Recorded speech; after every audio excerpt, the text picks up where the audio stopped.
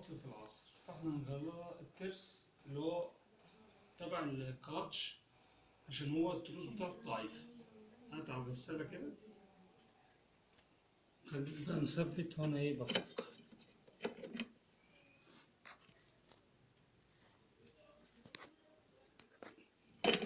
ففي مسمارين لازم ايه نفكهم الأول، خليك مثبت زي ما انت كده.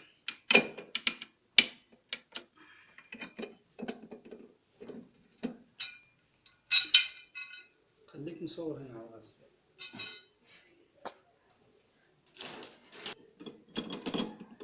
احنا لازم نفك الطنبورة دي، لأن الطنبورة دي هي اللي ايه تحتها ايه ترس.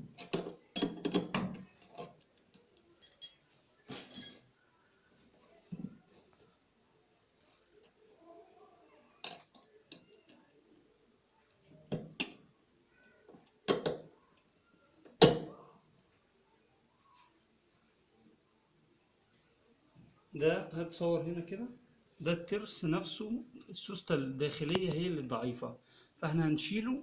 هنوريكم دلوقتي طريقة فكه وتغييره. هو بيتسحب كده ايه لفوق،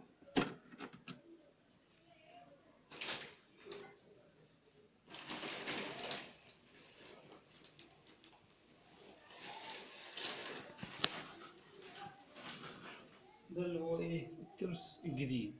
يبقى ليه نظام سوستة، السوستة دي لها آخر ولها مشقبية من فوق اهي،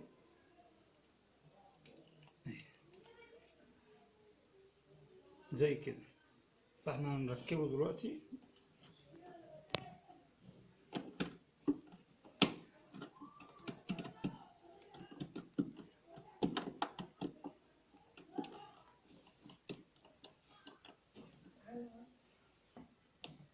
دلوقتي احنا ايه ركبنا خلاص الترس، هنركب التنبورة وايه وهنقفل.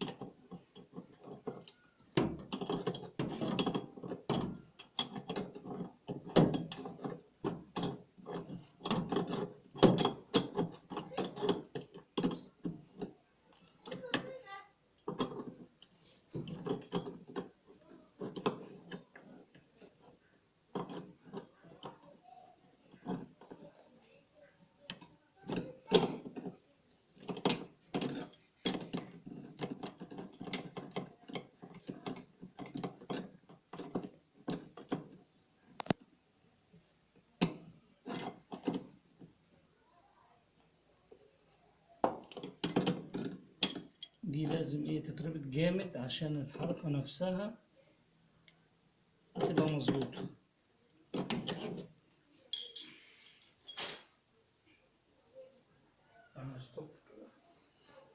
ده هنركب دلوقتي السير بتاعها. ده كده ايه ركب الايه السير بتاعها. نعمل بقى ستوب كده. احنا خلاص خلصنا ركبنا السير وكده ايه الترس تمام. وايه هنجرب الغسالة دلوقتي. الغسالة احنا بنجربها على العصر، فاحنا كده جايبينها على اختيار الدوران السريع عشان تاخد برنامج العصر. دلوقتي المفروض هي بتطرد، او ده الزرار اللي هو الدوران السريع اهو. المفروض هي دلوقتي بتطرد، وبعد كده ايه هتاخد اللفة بتاعت العصر.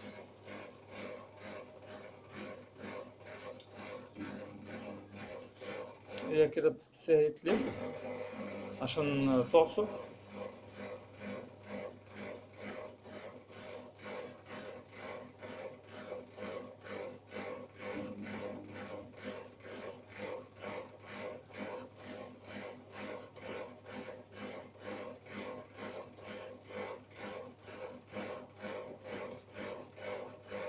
هي كده بتلف اهي، فاحنا هنبص برضك عليها عشان نشوفها ايه الحاجة اللي هي عصرتها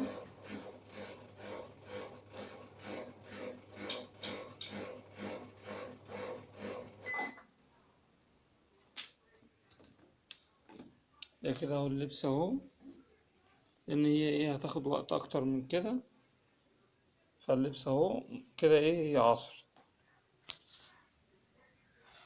كده. هي الغسالة ايه الترس اللي احنا غيرناه تمام.